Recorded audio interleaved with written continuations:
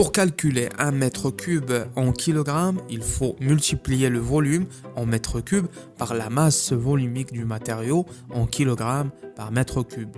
Parce que un mètre cube est une unité de volume et le kilogramme est une unité de masse. Donc la masse volumique est une propriété physique qui caractérise la quantité de matière contenue dans une unité de volume.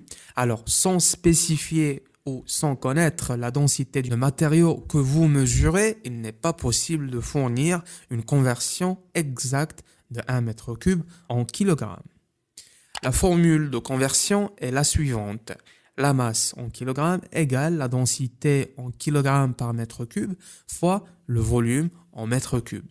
Par exemple, combien pèse 1 mètre cube de béton courant? D'abord, c'est quoi un béton courant?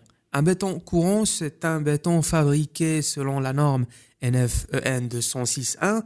On retrouve par exemple les bétons prêts à l'emploi, BPE, c'est-à-dire les bétons qui sont fabriqués en centrale dans des usines et sont par la suite transportés jusqu'au chantier.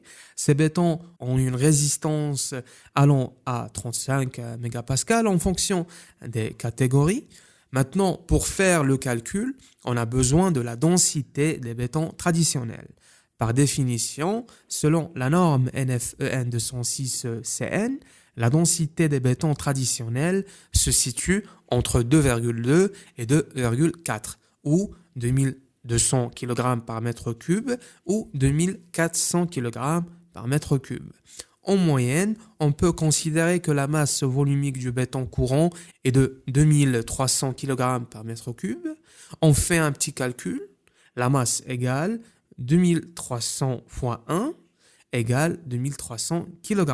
Cela signifie que 1 mètre cube de béton courant pèse environ 2300 kg.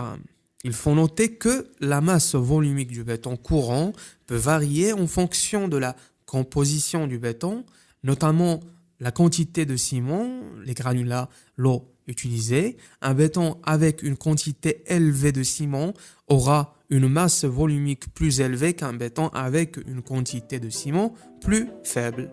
Et la masse volumique du béton courant est également influencée par la porosité du béton. Un béton plus poreux aura une masse volumique plus faible qu'un béton moins poreux. On peut ajouter aussi que la masse volumique d'un matériau peut varier en fonction de la température, la pression, etc.